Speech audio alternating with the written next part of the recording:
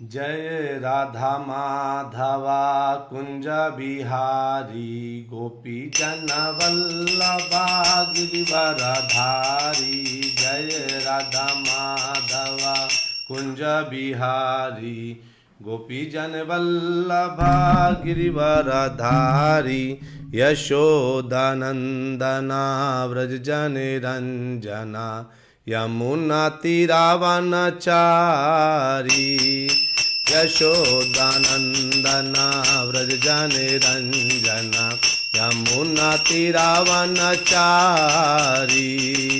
जय राधा माधव कुंज बिहारी गोपी जन वल्लभा गिरिवरधारी। यशोदानंदना व्रज जन रंजना यमुना तीरावनचारी। हरे कृष्णा कृष्ण कृष्ण हरे हरे, हरे राम राम राम हरे हरे। हरे कृष्णा कृष्ण कृष्ण हरे हरे, हरे राम राम राम हरे हरे। हरे कृष्णा कृष्ण कृष्ण हरे हरे, हरे राम राम राम हरे हरे। हरे कृष्णा कृष्ण कृष्ण हरे हरे, हरे राम राम राम हरे हरे। हरे कृष्णा कृष्ण कृष्ण हरे हरे, हरे राम राम राम हरे हरे। जय प्रभुपाद जय प्रभुपाद जय प्रभुपाद जय श्रीला प्रभुपाद। जय गुरुदेवा जय गुरुदेवा जय गुरुदेव जय गुरुदेव। हरि बोल। ओम नमो भगवते वासुदेवाय, ओम नमो भगवते वासुदेवाय, ओम नमो भगवते वासुदेवाय।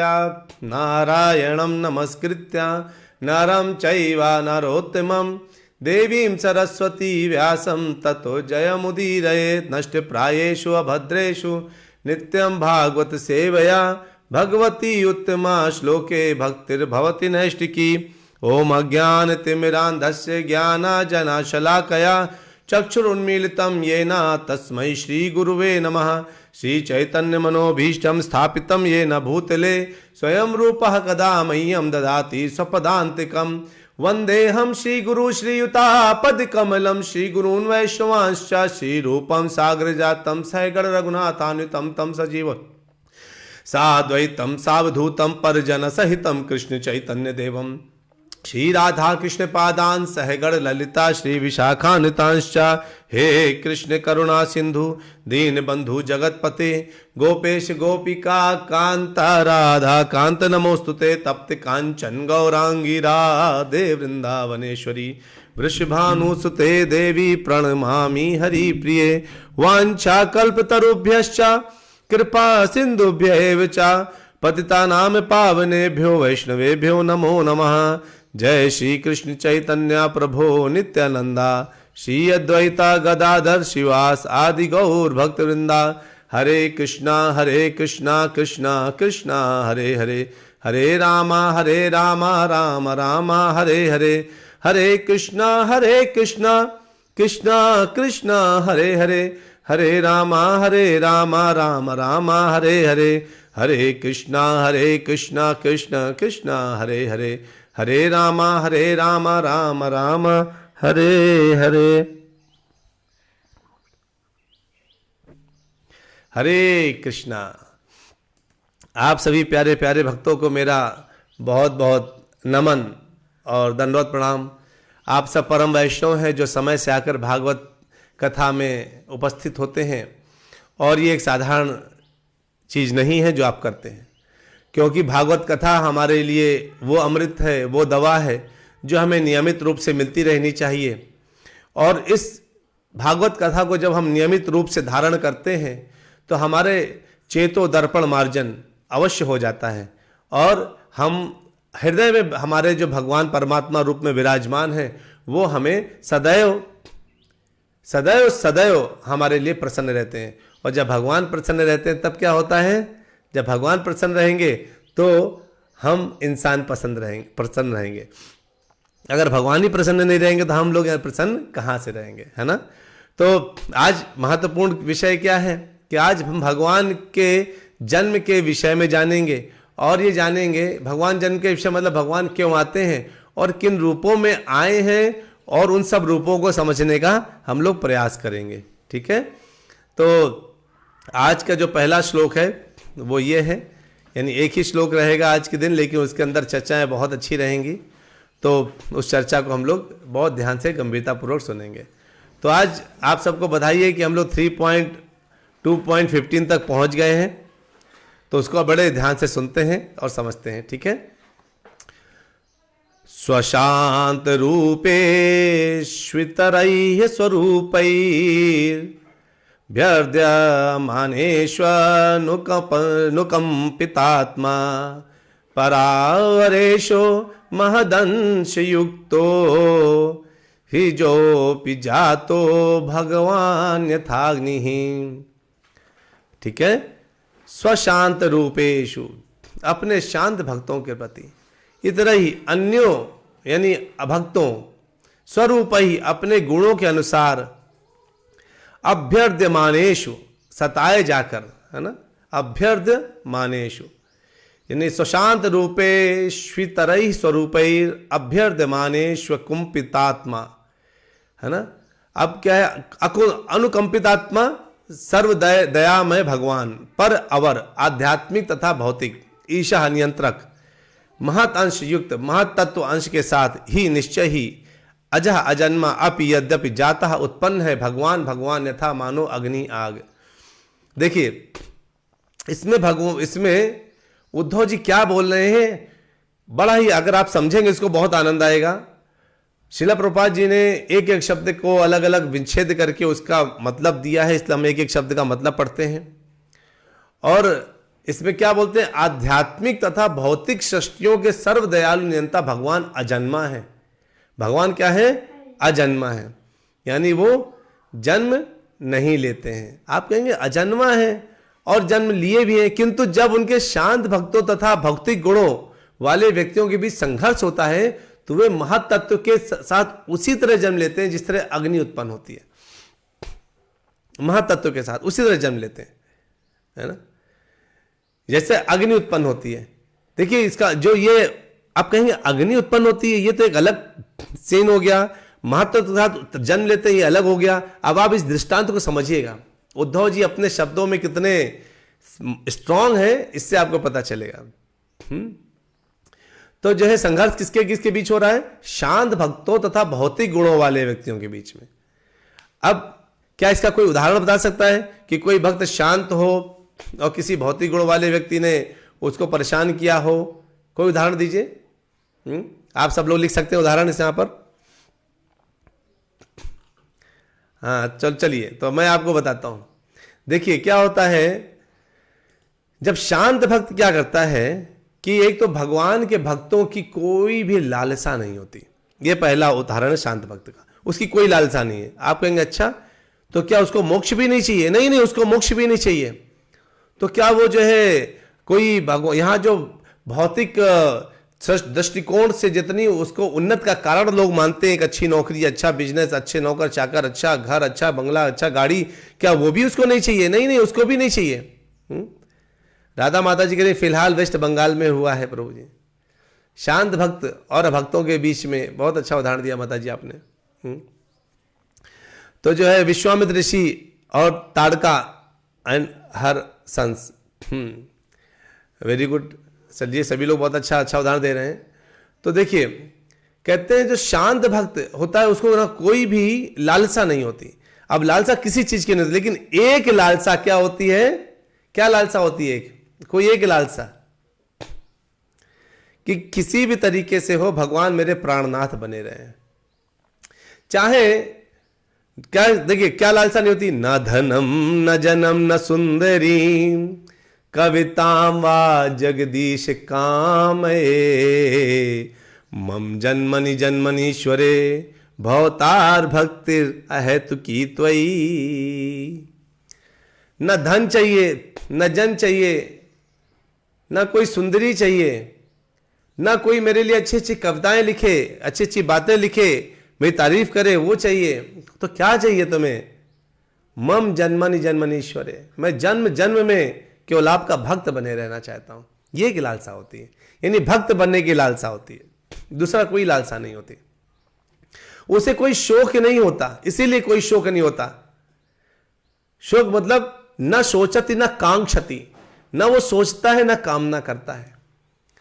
भगवान का जो भक्त होता है वह जो है अगर कुछ मिल गया तो कोई खुश नहीं है, जो चला गया वो दुखी नहीं है। भक्त बैठ करके एक स्थिति आती है जब सन्यास के बाद की वो स्थिति होती है, जब वो केवल और केवल क्या करता है, उसे कुछ और नहीं चाहिए लाइफ में। उसको ना खाने के लिए चाहिए ना पीने के लिए चाहिए। अगर खाना मिल गया तो ठीक है, पानी मिल गया तो ठीक है, नहीं मिला तो ठीक है, वो संतुष्ट रहता है। लेकिन जो भौतिक संपत्ति से कुछ पाना चाहते हैं ना, उसके कुछ जाने पर चला जाता है तो शोक करने लगते हैं। लेकिन भगवान क्या करते हैं? भगवान क्या करते हैं? जो भौतिक संपत्ति चाहता है उसके पश्चात अगर और भगवान की भक्ति करता है तो भगवान भौतिक संपत्ति थोड़ी थोड़ी देते रहते हैं जब तक उसकी भक्ति ऊपर नहीं होती। लेकिन जैसे जैसे भक्ति बहुत ऊंची होने लगती है ना, उसकी संपत्ति छीनना शुरू कर देते हैं भगवान। क्योंकि अब उसको जो संपत्ति जो यहां मिल रही थी वो शरीर से संबंधित मिल रही थी, लेकिन भगवान अब उसको आत्मा से संबंधित संपत्ति को देने लगते हैं। जैसे गोलोक में उसको स्थान देने लगते हैं, अपने चरणों में स्थान देने लगते हैं। वो केवल दिव्य प्रेमा भक्ति से हो सकता है। लेकिन जो कर्मी ज्ञानी योगी है वो क्या है? वो कभी कभी आध्यात्मिक संपत्ति को भी प्राप्त करना चाहते हैं और भौतिक संपत्ति को भी प्राप्त करना चाहते हैं, है ना। कर्मी जन कौन है? जो भौतिक संपत्ति प्राप्त करना चाहते हैं। ये मुझे मिल जाए, घर मिल जाए, वाह ये घर मेरा मिल जाए, गाड़ी मिल जाए। लेकिन जो ज्ञानी और योगी हैं वो आध्यात्मिक संपत्ति को चाहते हैं। लेकिन भक्तगण क्या चाहते हैं? भक्तगण कुछ भी नहीं चाहते। भक्तों को क्या चाहिए? केवल और केवल भगवान की भक्ति चाहिए, है ना। भगवान उनके लिए तो जो ये कर्मी ज्ञानी और योगी होते हैं ना, ये लोग अभक्त भी कहलाते हैं। आप कहेंगे योगी कैसे अभक्त कहलाता है? अरे भक्तों की एक अलग कहानी होती है। योगी तो योग कर रहा है, लेकिन कृष्ण की बात बोलिए तो कहेगा कौन कृष्ण? योग कर रहा है वो, योगी है, योग में ध्यान में हजार हजार साल तक बैठा रहेगा, लेकिन उससे बोला जाएगा भगवान की बातें में तो समझ में नहीं आएगा। ज्ञानी को ज्ञान है लेकिन ज्ञान में अभिमान है, वो जो है उस अभिमान की वजह से भगवान को कभी भी याद नहीं कर पाता। लेकिन भक्ति में क्या है? भक्ति में जो भक्त है, लेकिन एक कर्मी ज्ञानी योगी तीनों लोग इतर भी बोलते हैं, अभक्त बोला जाता है। अब जो लोग ये अभक्त है, कर्मी ज्ञानी योगी, वो भक्तों को कभी कभी सताना शुरू कर देते हैं। जैसे उदाहरण के तौर पर आपने देखा होगा जिस तरह से दुर्वासा ऋषि ने अम्बरीश महाराज के ऊपर अपना बाल तोड़ करके फेंक दिया था, है ना, और ब्रह्मास्त्र बनाकर फेंक दिया था कि चलो, और जो है तुमने मेरा अपमान किया है। वो अपमान नहीं कर रहे थे, उन्होंने तो केवल एकादशी का व्रत तोड़ने के लिए दूसरे दिन समय ना बीत जाए उसके लिए एक बूंद पानी का मुंह में डाला था बस। तो जो है अब वो एक बूंद पानी के लिए इतनी बड़ी सजा दे रहे हैं दुर्वासा ऋषि, तो पूरे तीनों मंडल में भगवान ने उनको घुमा दिया। तीनों लोकों में घूम रहे हैं, बचाओ बचाओ बचाओ। क्या हुआ? और अम्बरीश महाराज ने क्या किया? केवल हाथ जोड़ के खड़े हो गए, जैसा ऋषि आपकी इच्छा। भक्तों को डर नहीं होता। अरे मैं तो बंदूक आ रही, गोली आ रही, गरीबी आ रही, क्या आ रहा है, उसको डर नहीं होता। क्यों? क्योंकि जो भी आया वो हाथ जोड़ के भगवान का ध्यान करने लगे, और जैसी कृष्ण कृष्ण कृष्ण बोलना शुरू किया, वो जो ब्रह्मास्त्र आया वो ब्रह्मास्त्र वापस दुर्वासा ऋषि के पीछे पड़ गया और पूरे तीनों लोकों में घूम रहे हैं। लेकिन सताने के काम तो कर रहे थे क्योंकि वो पहचान नहीं पाए भगवान के भक्त को। हिरण्यकश्यप कौन है? कर्मी और ज्ञानी है, लेकिन उसने अपने पुत्र प्रहलाद को कितना सताया बताइए। कभी ऊपर से फेंकवा दिया, हाथियों तरह को चोला दिया, आग में जलाने की कोशिश करी, सब तरह सताया, लेकिन भगवान का भक्त तो भगवान का नाम लेकर के हमेशा अपनी रक्षा करता रहता है। तो भगवान हर समय कैसे आ जाते हैं, इसका मतलब है भगवान इज ओमनी प्रेजेंट। इधर एक भक्त को जरूरत पड़ी, प्रहलाद को जब फेंका गया तो भगवान ने गोद में ले लिया। अरे भगवान को अगर गोलोक से आने में 5 सेकंड भी लग जाता तो प्रहलाद जी की तो हरी हरी हो जाती, प्रहलाद जी का तो हरी बोल हो जाता अगर भगवान 5 सेकंड डिले कर देते। लेकिन जैसे ही प्रहलाद महाराज को फेंका भगवान ने कैच कर लिया है, यहां पे कैच कर लिया, वहां पे कोई दूसरा भक्त अगर परेशान हो भगवान उसको भी बचा रहे। दैट मींस भगवान इज ओमनी प्रेजेंट। कैसे उदाहरण दिया यहां पर अग्नि का, कि अग्नि जैसे ही 2 लकड़ियां टकराती, कहीं पर पत्थर टकराते हैं तो अग्नि उत्पन्न हो जाती है वहां से। यानी अग्नि वातावरण में है, 2 पत्थर आपने टकराया, अग्नि उस वातावरण में तुरंत अपना रूप प्रकट कर लेती है। तो जैसे ये टकराव होता है, जिस तरह से 2 पत्थरों के बीच में टकराव हुआ, लकड़ी के बीच में टकराव हुआ और अग्नि वहां पे अपना रूप ले लेती है, वैसे जब भक्तों और अभक्तों के बीच में टकराव होता है तो भगवान अपना रूप लेकर प्रकट हो जाते हैं। समझ आया? इसलिए लिखा हुआ है कि अग्नि की तरह भगवान हर जगह प्रेजेंट है, यानी अग्नि हर जगह उपस्थित है। अगर समझ आए ये बात तो हरी बोल बोलिए, नहीं तो मैं दोबारा समझाता हूं, है ना।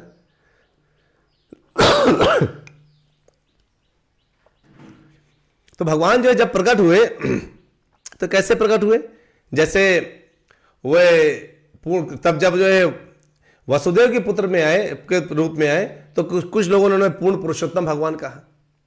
अरे ये तो पूर्ण पुरुषोत्तम है। कुछ कहते हैं ये तो नारायण के अवतार हैं, कुछ कहते हैं तो क्षीरोदशाई विष्णु के अवतार हैं, अलग अलग है। लेकिन शास्त्र क्या कहते हैं, कृष्णस्तु भगवान स्वयं। ये पुरुषोत्तम, पूर्ण पुरुषोत्तम भगवान खुद ही आए हैं, अलग अलग अवतारों में आकर के लीलाएं करते हैं जो उनकी एक अंश से ही होता है। और इस समय क्या हुआ था, भगवान बिजली के रूप में कैसे प्रकट हुए, जब कंस तथा वसुदेव और उग्रसेन के बीच में टकराव हुआ। उग्रसेन और वसुदेव दोनों भगवान के भक्त हैं और दोनों के बीच में टकराव हुआ कंस से। तो जैसे ये टक्कर हुई तो जैसे बिजली प्रकट होती है 2 पत्थरों के बीच में टकराने से, वैसे भगवान सूर्य के समान प्रकट हुए। और जब पहले कहाँ रहे, पहले जो है मथुरा में रहे, फिर उसके आसपास के लोगों को प्रसन्न करते रहे, फिर द्वारका में मध्याकाश हुआ और फिर सूर्य भगवान, जैसे सूर्य देवता क्या करते, भगवान क्या करते हैं, वो डूबते हैं, अस्त होते हैं, वैसे भगवान भी डूब गए और यानी अस्त होकर के कहीं और प्रकाशमान करने लगे जगह को। तो जो है इस तरह से करके आप देखिए जो फ्लो बना है भगवान का। तो ये जो अवतार है, भगवान अवतार कब कब लेते हैं, भगवान कहते हैं ना, जब जब हो ही धर्म की हानि, जब जब धर्म की हानि होगी तब तब मैं जन्म ले लूंगा, तब तब मैं अवतार मैं आ जाऊंगा। अब किसी भी रूप में भगवान आ सकते हैं। तो श्री गीत गोविंद में श्री जयदेव गोस्वामी जी ने बहुत अच्छे ढंग से 10 अवतारों के बारे में लिखा है, वो हम लोग देखेंगे। तो 10 अवतार हो सकता है आज ना बता पाऊँ, समय की अगर हो सकता है कमी पड़े, लेकिन जितने अवतार होंगे आज देखेंगे, उसके बाद हम लोग धीरे धीरे अवतारों को देखेंगे, ठीक है। तो जो है हम लोग गाएंगे भी साथ में। तो इसको आप अच्छे से इस अवतार को देखिए, आपको दिख रहा है, तो इसको हम लोग हमारे साथ गाइएगा, ठीक है। हम आपको इसका पूरा मतलब बताएंगे और ये किस उद्देश्य से लिखा गया है, क्या मतलब है, इसको समझाने की कोशिश करेंगे क्योंकि ये बहुत उत्तम है। प्रलये पयोधि जले धृतवान असिवेदम विहित वहित्र चरित्रमखेदम केशवधृता मीन शरीरा जय जगदीश हरे, जय जगदीश हरे, जय जगदीश हरे। प्रलय पयोधि जले धृतवान शिवेदम विहित वहित्र चरित्रमखेदम केशवधृता मीन शरीरा जय जगदीश हरे, जय जगदीश हरे, जय जगदीश हरे। तो क्या कहते हैं, आपको पता चल गया होगा कौन सा शरीर धारण किया, इधर मत्स्य मछली का शरीर धारण किया है। कहते हैं हे जगदीश्वर हे हरे, अरे जब आपने जो है आवश्यकता पड़ी तब आपने क्या किया, प्रलय पयोधि जले धृतवान असि वेदम, ये तुरंत बिना किसी खेत के शहर से क्या किया, आप जो है जब भी जरूरत पड़ती तो आप उद्धार करने के लिए प्रकट हो जाते हैं। वैसे ही आपने मत्स्य रूप का अवतार लिया, विहित वहित्र चरित्रम अखेदम, अलग अलग चरित्र धारण करते हैं। और इस समय आपने क्या किया, केशव धृता मीन शरीर, और आपने क्या किया, मत्स्य रूप में आए और तीर्ण हुए और वेदों को धारण किया, उनको बचाया वेदों को आपने और उद्धार किया। इधर जो केशव शब्द है ये हर जगह आएगा। तो ये जो केशव है ना, ये केशव शब्द जो है बहुत महत्वपूर्ण है ना। तो मैं आपको केशव शब्द के कुछ कुछ मतलब बताऊंगा आज आपको बहुत केशव शब्द के मतलब पता चलेंगे। कहते केशव, तो केशव में केश और व आता है, केश। तो कहते हैं जब वराह अवतार में भगवान आए थे तो उनके बाल कैसे गिरे थे, बाल जब कुछ गिर गए थे वराह अवतार में जब आए थे, तो वो बाल कुश के रूप में अंकुरित हो गए थे। इसलिए वो कुशा हर जगह यूज होती है, जब भी पूजा सामान होता है तो कुशा का इस्तेमाल होता है। कहते चूंकि भगवान हर पूजा में इस्तेमाल प्रयोग में आते हैं कुशा के रूप में, इसलिए वो केशव कहलाते हैं। समझ में आया, पहला केशव। दूसरा केशव क्या है, केशवादन केश, कहते हैं केशाद्योन्यतरश्यामा, यानी ये जो पाणिनीय सूत्र है इसके अनुसार जो केश शब्द से जो प्रसिद्ध अर्थ है वो में वा प्रत्यय होकर केशव बन जाता है। केश कहते हैं कि केश एक ऐसा शब्द है जिसमें वा बनकर के केशव बनता है, इसलिए भगवान को केशाद्यो न्यतरश्यामा, इसलिए उनका भगवान का नाम केशव है। फिर कहते हैं केशव में ही आता है भगवान के जो द्वादश व्यू है उसमें केशव व्यू का सर्वप्रथम स्थान है, इसलिए भी केशव शब्द इस्तेमाल होता है भगवान के लिए। एक कहते हैं कि एक भगवान द्रोण करके एक दर्पणकार है, भगवान द्रोण। कहते हैं प्रशस्तग्नि धील कुटिल कुंतलः, यानी केशव का मतलब क्या हुआ कि जिनके बाल घुंघराले हैं, है ना, जिनके घुंघराले जो बाल वाले हैं, है ना, और प्रशस्त काले, बिल्कुल काले और घुंघराले बाल जिनके पास हैं वो केशव हैं, भगवान का नाम।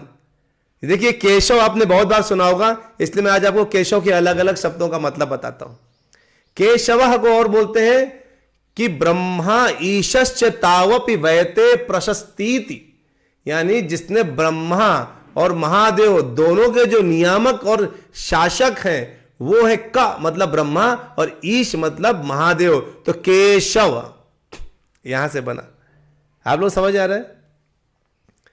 कहते हैं और साथ में क्या है, केशान वयते,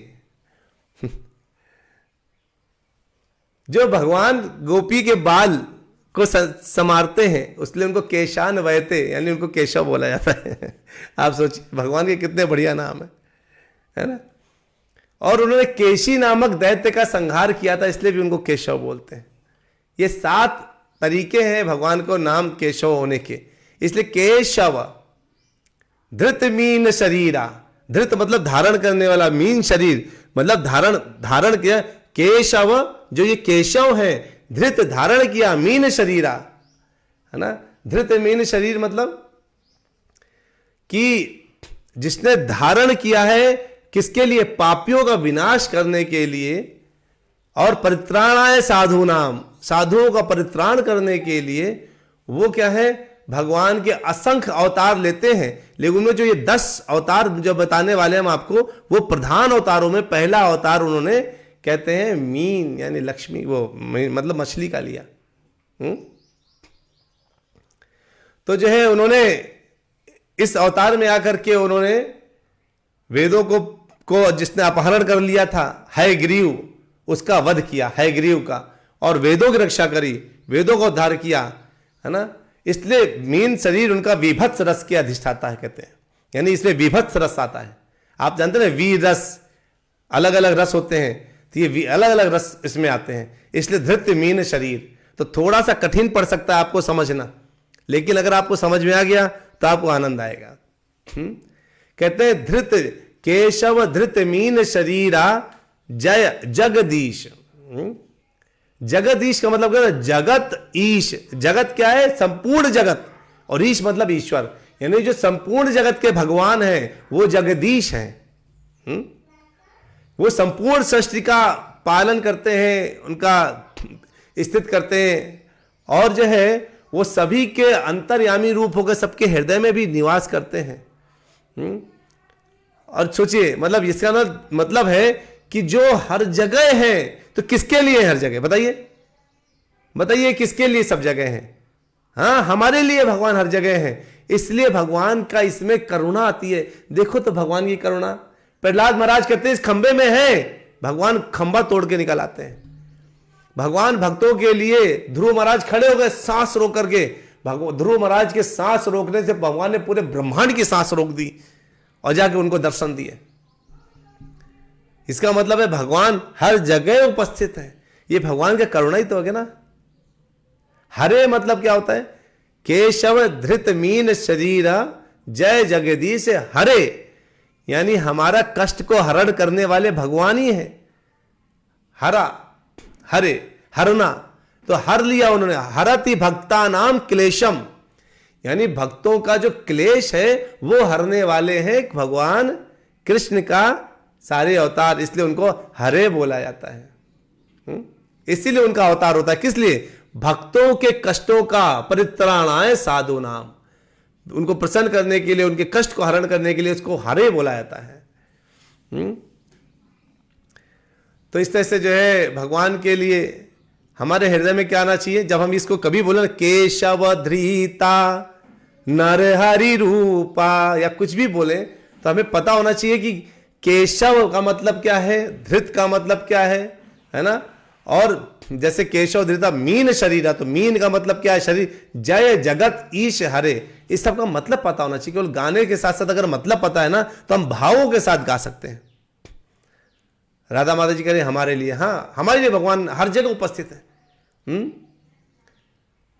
तो जो है इसीलिए हमें क्या करना चाहिए कि हमें भगवान के इस रूप को, इस जितने भगवान के अवतार उनको बड़े ही हृदय से समझना चाहिए। यानी ये जो अष्टपदी आपने अभी सुनी है, ये भगवान के मत्स्य अवतार का चरित्र का वर्णन इसमें होता है।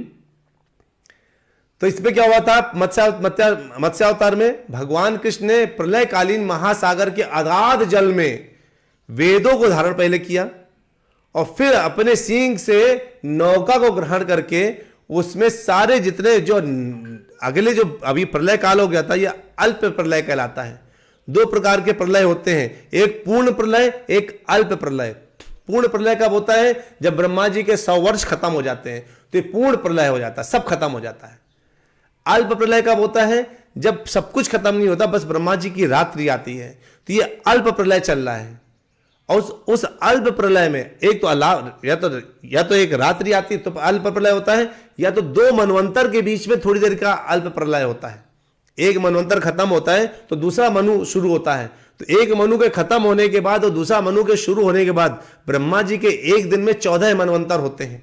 तो 14 बार कभी किसी शास्त्र में मिलेगा कि नहीं होता, लेकिन कई जगह मिलेगा कि होता है। लेकिन इस समय तो हुआ है, क्योंकि एक मनु को भगवान लेकर के मछली रूप में लेकर के सप्तऋषियों को और मनु को लेकर के शतरथ मुनि उन सबको लेकर के जा रहे हैं और उनकी रक्षा कर रहे हैं। मतलब इस समय अल्प प्रलय हुआ था।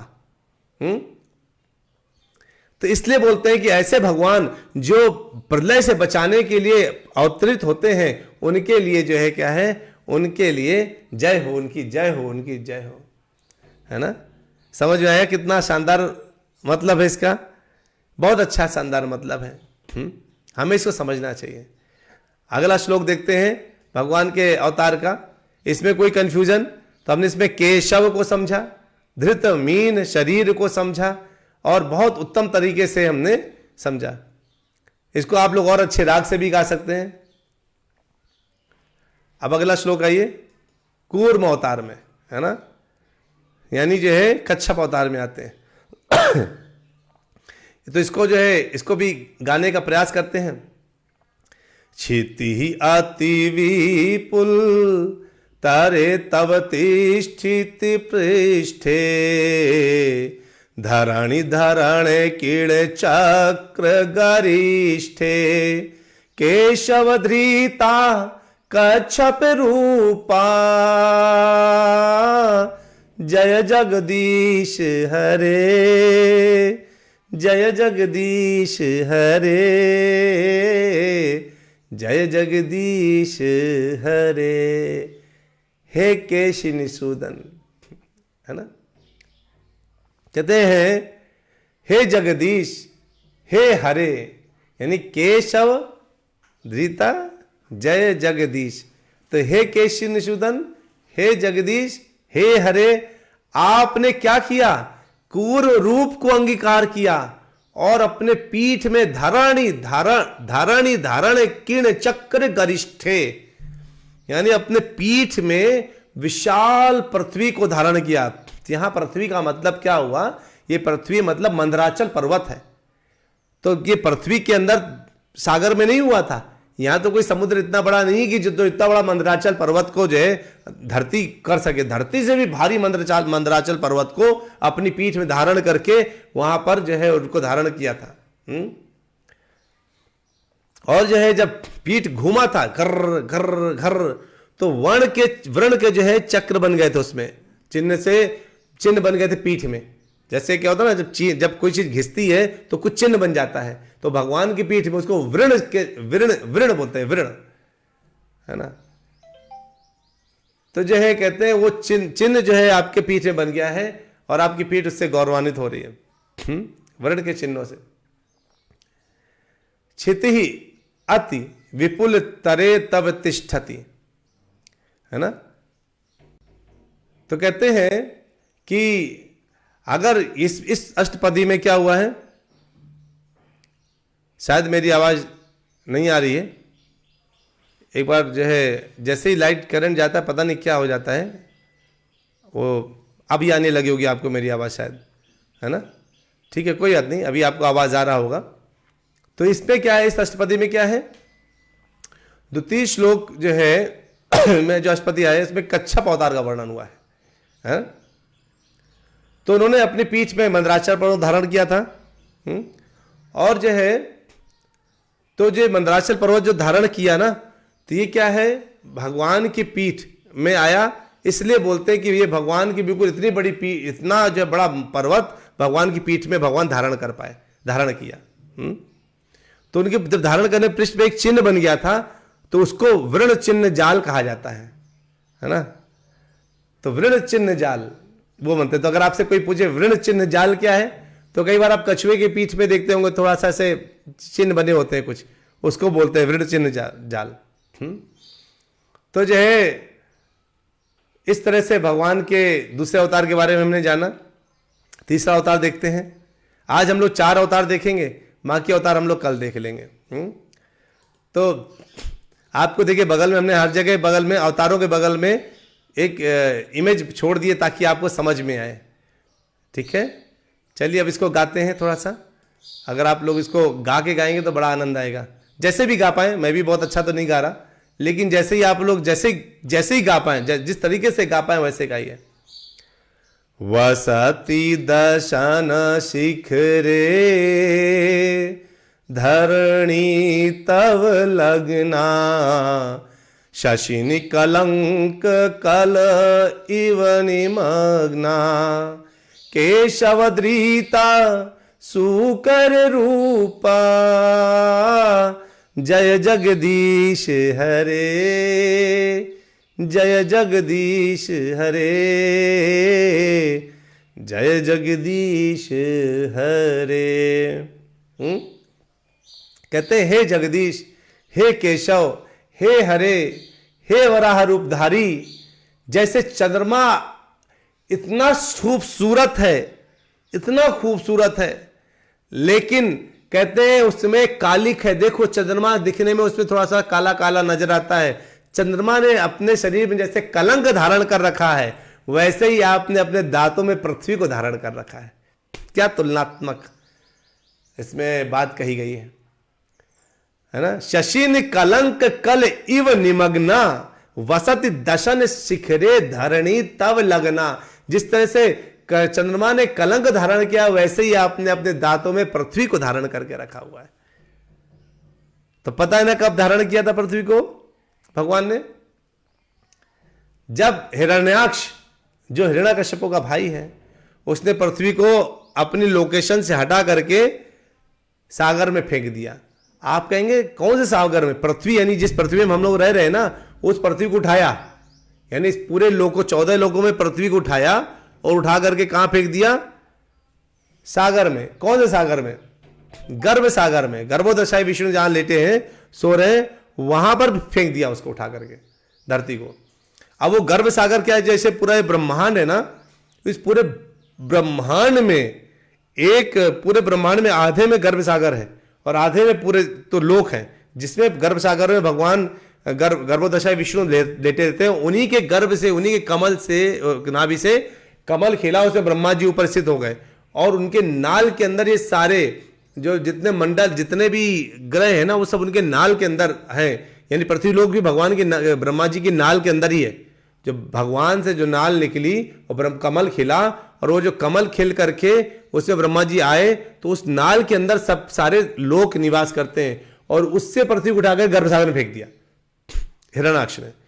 तो भगवान जो है तुरंत किसका? शूकर का रूप धारण किया, क्योंकि सूंघने में शूकर बहुत आगे होता है। वो सूंघ के पता लगा लेता, देख के पता लगा लेता, बड़ा उसका जो आगे का मुंह होता है ना, वो बहुत बलशाली होता है। उस बलशाली मुंह की वजह से भगवान ने, देखिए, किसका रूप धारण किया? शूकर रूप अवतार लिया, और तुरंत गए उसको धारण किया। जैसे ही लेके आ रहे, हिरण्याक्ष लड़ने के लिए आने लगा। भगवान ने कहा, उसको धारण किए कि लड़ाई करी, उसको मारा, और तब जाकर के पृथ्वी को फिर से वापस अपनी पोजीशन में रख दिया। तो जो है इस तरह से ये भगवान हर समय समय पर, और ऐसा नहीं है कि भगवान ने शूकर का रूप ले लिया कि छी भगवान कितने गंदे, देखो सुअर का रूप ले लिया। आप कभी सुअर को कीचड़ में खेलते हुए देखिए, तब लगेगा भगवान ने ये रूप लिया था, छी, यानी ऐसे करते करते ढूंढता रहता कुछ ना कुछ खाने के लिए है ना। तो उसकी शक्ल देख करके आपको लगेगा ये रूप क्यों धारण किया था भगवान ने। लेकिन भगवान क्या है? भगवान तो भगवान है, वो जिस भी रूप में ले लेंगे उसी में आएगा जय जगदीश हरे है कि नहीं? अब आइए चौथा रूप लेते हैं, जिसको आप डेली गाते हैं, नरसिंह अवतार। तव कर कमल वरे नखाम अद्भुत सिंगाम ललिता हिरण्य कशिपु तनु भृंगाम के केशव धृता नर हरि रूपा जय जगदीश हरे जय जगदीश हरे जय जगदीश हरे। विभा रानी माता जी कहती हैं कुछ पता नहीं था, थैंक यू बताने के लिए। तो माता जी थैंक यू आपको सुनने के लिए। आप लोग आते रहेंगे तो मैं बताता रहूँगा। और हमारा नित्य ये आधे घंटे का ड्यूटी है, सर्विस है। अभी हम ये चौथा बता करके फिर आगे जाएंगे। कहते हैं हे जगदीश्वर, हे हरे, हे केशव, आपने नरसिंह रूप धारण किया, तब कर कमल वरे नखाम अद्भुत सिंगाम, और अपने श्रेष्ठ कर कमल में नख रूपी अद्भुत श्रृंग विद्यमान है ना। अद्भुत श्रृंग यानी बिल्कुल नाखून, बिल्कुल अद्भुत नाखून है, विद्यमान है। उससे उस नाखून को क्या किया? दलित हिरण्यकशिपु तनु भृंगाम, आपने हिरण्यकशिपु के शरीर को ऐसे विदीर्ण कर दिया। कैसे? जैसे जो भौरा जब एक फूल के ऊपर बैठता है ना, उसको बिल्कुल तोड़ फोड़ देता है उसका रस निकालने के लिए, तो आपने वैसे ही उसको ऐसे चीर दिया। बताइए अब भगवान उस समय कैसे रूप में दिख रहे थे? पता है, उन्होंने चीरा था, जब चीरा तो खून बिल्कुल फव्वारे की तरह खून निकला था, उनके मुंह में खून, चारों तरफ खून था। भगवान ने देखा कि मैं आया हूं, मुझे किसी ने सम्मान नहीं किया। भगवान ने अंतड़ियां निकाली और माला के रूप में पहन लिया। कहता ठीक है, नरसिंह रूप में लिया और माला के रूप में उसके अंतर की अंतड़ियां बिल्कुल धारण कर ली, और जो है वो पूरा धारण करके माला के रूप में पहना, लपेट लिया। हाथ में नाखून, मुंह में नाखूनों में खून, मुंह में खून, और जो है गले में ऐसे अंतड़ियां पड़ी हो, आप ऐसा देख करके कहेंगे, आरती उतारेंगे, जय जगदीश हरे। ये तो भगवान की खास बात है। जब बचपन में जब बिल्कुल 2-3 साल की उम्र में, 4 साल की उम्र में जब भगवान ब्रजरज में खेलते हैं और रो रो करके माँ से कुछ मांगते हैं, खाने के लिए मांगते हैं, तो उस वक्त भगवान के उस धूल भरे चेहरे में वो जो आंसू की लाइन होती है ना, वो ऐसा लगता है जैसे पहाड़ के बीच से नदी बह रही है, और वो एक ऐसी खूबसूरती नजर आती है कि चाहे भगवान धूल से भरे होकर के रो रहे हो तो भी उनको खूबसूरत बोला जाता है, चाहे भगवान खून से भरे हो नरसिंह रूप में तो भी खूबसूरत बोला जाता है, चाहे भगवान शूकर रूप में आकर के पृथ्वी की रक्षा कर रहे हो तो भी उनको खूबसूरत बोला जाता है। ऐसे हमारे श्री भगवान श्री कृष्ण की जय। तो उम्मीद करते हैं आप लोगों को बड़ा आनंद आया होगा। भगवान के अभी बहुत अवतार, 6 अवतार और बाकी हैं। कल हम लोग 6 अवतारों के ऊपर कार्य करेंगे और जो है उनको अच्छे समझने का प्रयास करेंगे। समय से आएंगे तो आपका कुछ छूटेगा नहीं। लोगों को बताइए कम से कम इस दशावतार को सुनने के लिए आए कि ये अवतार बहुत उत्तम है और जो है हमें उत्तम तरीके से ही कार्य करना चाहिए, है ना। तो अगर आप सबको बड़ा ही आनंद आया तो एक बार हरि बोल लिखिए और आप सबको बताइए कि आप जो है इसको जरूर करेंगे। और राधा माता जी, आपने कम से कम 12-15 लोगों का नंबर दिया मुझे, आप कृपया उनको ग्रुप में ऐड कर दीजिए, ठीक है। सब लोग ग्रुप में आने चाहिए। और अब जितने लोग मेंबर्स बनते जा रहे हैं, जो ट्रस्ट के एक्चुअली जो मेंबर बन रहे हैं, उन मेंबर्स का मैं एक अलग से ग्रुप बनाऊंगा। उसको मैं सोच रहा हूँ किस में बनाए। चेतन राव प्रभु जी ने बोला था कि आप जो है व्हाट्सएप ग्रुप की जगह कोई दूसरा ग्रुप देख लीजिए, तो मैं वही खोज कर रहा हूँ कि कौन सा ऐसा ग्रुप हो जहाँ पे मैं सब ऐसे लोग जो हमारे इस ग्रुप के यानी जो मेंबर्स बन चुके हैं संस्था के, जिन्होंने अपना आधार कार्ड दिया था और उनको अपने मेंबर लिस्ट में नाम लिखा है, उन आप सबके पास एक मेंबर सर्टिफिकेट आने वाला है। जिन्होंने दिया था सबके पास एक सर्टिफिकेट पहुँचेगा। तो हम एक ग्रुप में जो है उन सबको अलग से ग्रुप में लेंगे, ठीक है, ताकि हम उनके लिए जो स्पेशल जो हमारी चर्चाएँ हों हम उनमें करा करेंगे। चलिए, और जो है चलिए, तो राधा माता जी कहते हैं कर दिया उनको और थोड़े और करने हैं। Very good.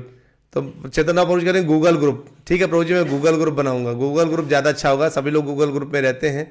तो जितने लोग हमारे जो है प्यारे प्यारे भक्त हैं, जिन्होंने जो साथ में जो रह रहे हैं इस समय ग्रुप में, जिन्होंने अपना मेंबरशिप फॉर्म या मेंबरशिप धारण कर लिया, कोई फॉर्म तो भरना नहीं था, मैंने आपके बदले फॉर्म भर के मेंबरशिप आपको नाम लेकर के एक सर्टिफिकेट तैयार किया, वो सर्टिफिकेट आपको दे दूंगा, ठीक है, ताकि आप सब लोग बिल्कुल लीगली लॉजिकली हर तरीके से ट्रस्ट के मेंबर बन जाएंगे और हम उनका एक अलग ग्रुप बनाएंगे। तो जितने लोग, ये सब लोग इन्वाइटेड हैं, सब लोग इन्वाइटेड, अपने रिश्तेदार, नातेदार, दोस्त यार, जो लोग भी गौ और गोविंद की सेवा में बिल्कुल भाव से करना चाहते हैं और ये मौका उनको नहीं मिल रहा, उनको बुला के लाइए।